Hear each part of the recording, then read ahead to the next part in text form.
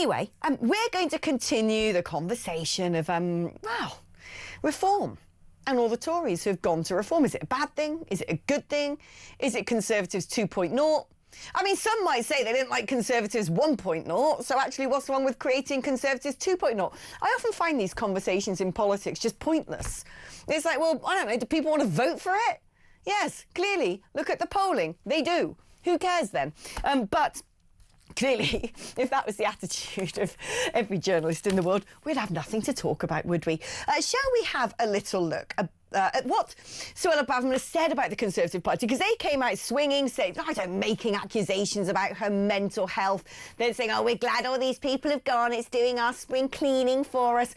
There was some particular MP who was sort of like, you could see they sat there and worked out this really cleverly worded post on social media about something to do with a football team and transfer windows. I don't know. It's some sort of, tenuous, stretched analogy.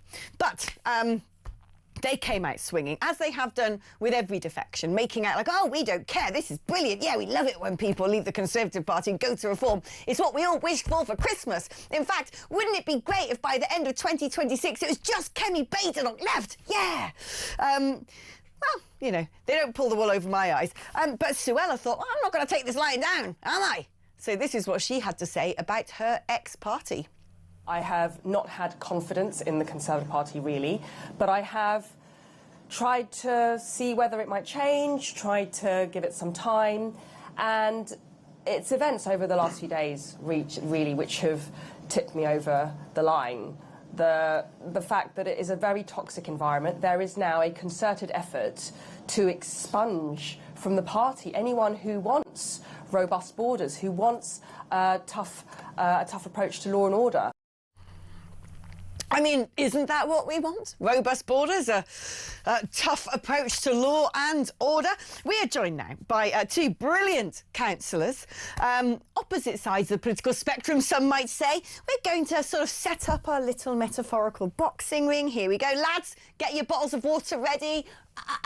Down the gullet, there we go. Do the spit over the side of the ropes. Here we go. Gloves up, because it's time for a head-to-head. On the left, we have Sebastian Salek, Labour councillor and commentator. On the right, we have Jaymey Mcivor, Reform UK councillor. You guys, you're going to be battling it out in Gorton and Denton, so why not get a little rehearsal in here? And let's start off in this particular bout discussing whether reform is becoming the Conservative Party 2.0, and it would seem most sensible to go first to reform. So I put that to you, Jaymey Mcivor.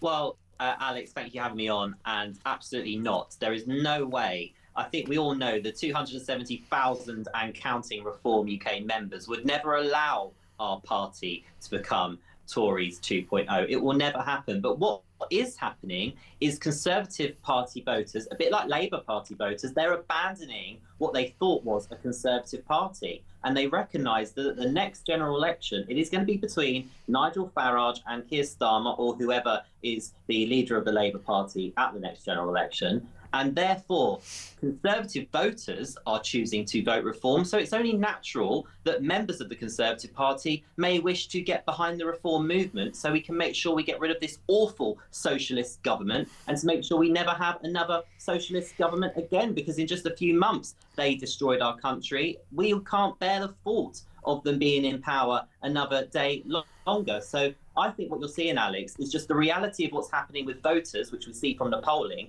is happening naturally among some Conservative Party members. And let's be real, there of course are members of the Conservative Party who are in Parliament as members of Parliament who have had robust discussion and debate about immigration. Robert Jenrick resigned from his position over it. Suella also did the same thing. There are members of Parliament who have been shouting about the issues that really the British people are concerned about. So I don't think there's any surprises with some of the people that have wished to join reform. And as Nigel has said, if they add value to the party, they are welcome. It's his decision. And the recent defections, I think, have been positive for our party. I mean, arguably, one could say that reform's only existed about 2 political seconds. And so unless people have zero political experience, have never been engaged in politics and never voted before, understand understandably, they will have been somewhere else beforehand, and it's more likely that they'll have been in the Conservatives than they would have done in the Labour Party. Sebastian, Jaymey just said there, we've got to get rid of this socialist party. Do you consider Labour a socialist party?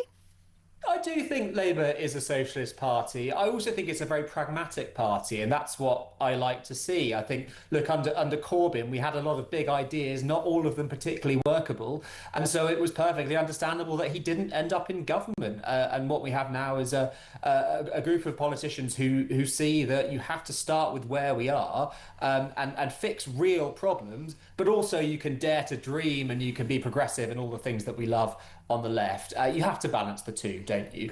I mean, looking at reform, though, sorry, Jaymey, much as I love you, I think this is a mistake, because for so long you've been able to come on and say, we are untested, give us a go, roll the dice on reform, but now you're importing people who are tarnished. We're looking at generic asylum hotels, Peaks when he was immigration minister, Braverman sacked twice as Home Secretary, Nadine Zahawi also had to resign over his tax affairs. These are people with dirt on them already, and I think that is going to cause problems for you electorally. Well, there you go, Jaymey. Jaymey, should reform actually employ a bit of border control when it comes to their own organisation? Well, I have made the point on several occasions that we are the only party that's actually proposing to control the country's borders, and therefore, if we don't control our own party's borders, we have a problem. And let me be very clear with you, we do control the borders of this party. Nigel Farage has made it very clear that people have approached him and he said, no, thank you, see you later. So there is absolutely no way people that don't add value to our party would be allowed into our party. We also see that in local government with our defections too. But the idea that we are untested is now not true. We control 12 councils. They're doing an exceptional job if you compare them to some of their like-for-like neighbours. I'm very proud of the work that Reform is doing in local government. A wholesale election result last May, and we now have another, hopefully, wholesale election this May, assuming that we actually are allowed to go and vote in our democratic country, which this Labour government seems to want to destroy. So I don't think that we're an untested party. But what we have got to do, and it is right, is that we get as many people with experience to join our movement that want to progress our movement, because, Alex, the state this country is in now is awful. The state it's going to be in whenever the general election is, I'm afraid, only going to be worse. We have no time to waste. And there are people joining our party who have been on the inside of the civil service, have seen the blob that we are going to face, and we can gather intelligence. So when Nigel Farage's secretaries of state and ministers enter Whitehall, they will know who they're going to be facing and what hurdles they will need to overcome. I just thought of a really interesting game we could play, actually, because I don't know if you've noticed this. Every time there's been a defection, there's a little trend going on social media where someone's done a bit of digging and found a post where someone has spoken badly of somebody who is now defected. And the sort of hashtag is, there's always a tweet. And I just thought to myself, I could literally right now, to you, Jaymey, rattle off a load of names of the Conservative Party and said, would you have this person? Would you have this person? Would you have this person? And you don't know which is going to be the unexploded landmine, do you? No, definitely not. And then next week they could be in there. I'm not going to do that, though. What I will do, though, is ask you, Sebastian, about the King of the North. King of the North. Should he have been allowed to stand? Do you know what? I think that the party got this one wrong. I think for Starmer, this would have been easier to let him stand. Because the advantage that Burnham has at the moment is that he is not, unlike those we've just been talking about, tarnished by Westminster. He is up there in Manchester doing a brilliant job by all accounts, but doesn't have any political... What's he done brilliantly in Manchester? Well, you've got the B network, you've got the buses that are now in public ownership. People are very happy with him. He's been re-elected. By all accounts, doing a very good job. But he is not touched by what's going on in Westminster. I would let him come to Westminster. And the problem is, I think he would end up in trouble pretty quickly, because that is just the nature of being a Westminster politician. But do you not think it's not a good look, is it, to be elected? He could have stood in this general election that's just gone. He chose not to. And everyone knows why he wanted to have a run at this by-election. It isn't because he wants to trade, and I don't know how much the Mayor of Greater Manchester gets paid, but it will be more, I would imagine, than a backbench MP. So why would he want to trade that in to suddenly, I don't know, just disappear into the wings and, you know, work in his constituency, just one little constituency in Manchester rather than the whole empire? It's patently obvious why he wanted to run. And so, do you know what, I must admit, Sebastian, I literally, for the first time, I think, since he became Prime Minister, had a modicum of respect for Starmer, because I thought, get back in your box, Burnham. Who do you think you are? Yeah, fair enough. Look, it's obvious that he's coming and he's going to try and stage some kind of a leadership bid, regardless of what he says now. So it pays to be vigilant towards that. I would have let him at least try. But look, he can do what he wants. I don't think he's going anywhere. I don't think the noise around him is going anywhere, because we are just addicted to rolling through leaders. We saw it with the Tories. Every 2 or 3 years, a new Prime Minister. Who's and we? Where that left them. It gave them a we the voter base. Who's we? Because it's not the general public, is it? We got fed up with musical chairs. See, I think Keir Starmer has actually had a massive own goal here, because the reality is it's unlikely Labour are going to win that seat, and therefore Keir Starmer could have got rid of Andy Burnham by making him out to be a loser at the ballot box, and actually Keir Starmer could have made sure that happened by being photographed on the Labour leaflets with Andy Burnham and walking around the constituency with Andy Burnham. Oh, come on. No, Burnham would have polled this. He's not an idiot. He would have polled it with name recognition. He'd have known that he'd have won that seat. The big question, Sebastian, though, is because this is it, right? Look, I've been a political strategist. I've worked in the sort of top levels, not just in, you know, parties in the UK, but abroad as well. So I know how the game works. I know the levers to pull, the datas to collect. I'm not talking about that sort of data. The field research to do, the focus groups to hold, and the polling that one does when you're looking who's going to win a constituency. And it comes down to who else is running, name recognition, etc. I mean, there are people in Gorton and Denton saying, well, I would have voted Andy Burnham, but as he's not standing, I'll vote Reform. So it's not necessarily always about party politics, it's about the character. And what I find quite interesting is Reform have chosen Matt Goodwin. I don't necessarily find it interesting that Reform have chosen Matt Goodwin. I find it interesting that Matt Goodwin has chosen Matt Goodwin, because he is, of course, a political scientist and very good at data and very good at polling.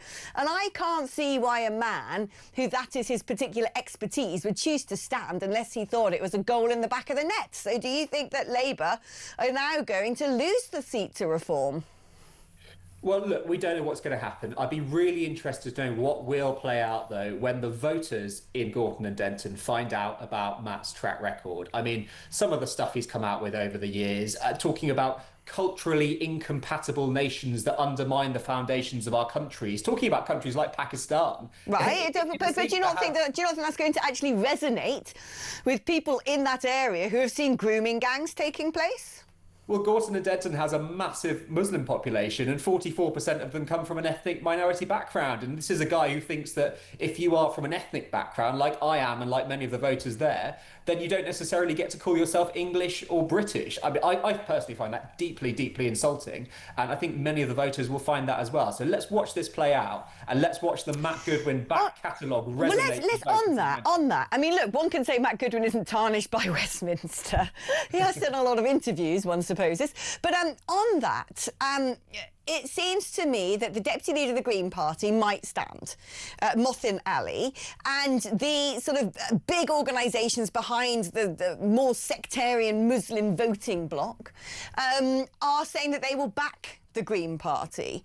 I mean, is that not going to be a big issue for Labour? Because that's going to munch away into any sort of majority that Labour might have hoped to have. And is that something that you welcome as the Labour Party? Because, you know, if we are going to be multicultural and not monocultural, then part of that is going to be that Pakistani candidates vote for the Pakistani candidate. It doesn't come down to politics anymore. It does come down to nationality, religion, skin colour. Oh, that's always happened, though. I think women would vote for women, men would vote for men, doctors would vote for doctors. We all like people who are similar to us, don't we? And if there's something we see in a candidate that is like us, we're likely to go for it. And that stretches to religion and to race as well. So that's a voting pattern that's as old as the hills. It's got nothing to do with any demographic shifts in the country. Look, I think Labour has a fight on its hands, and I will be doing what I can to support the candidate that's selected. I really hope we'll win it. But who do you think they're going to run out? Is it going to be a known name? From Labour? I don't know. Or are they just going to decide it's gone now? I don't know. I mean, look, I hope they choose somebody local with links to the seat who can show that they've put in the effort in Manchester. And look, by-elections are always hard for the party that's in government. So we'll see what happens. But I will be doing everything I can to support whoever's selected. And Jaymey, do you think Matt Goodwin is the right choice? I mean, I saw Reform very much playing at, well, Matt Goodwin's gone home to Manchester. He's from Kent.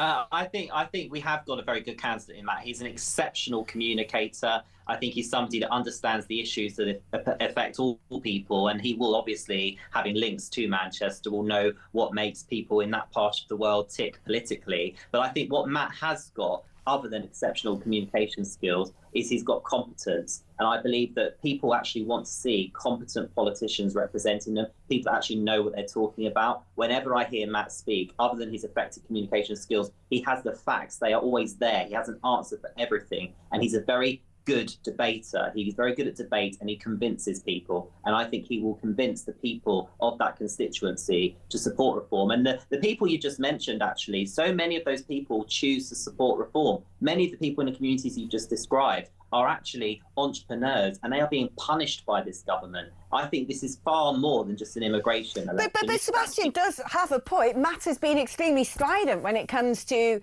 debating, let's say, or emphasising his views on multiculturalism, and he is standing in a very multicultural area.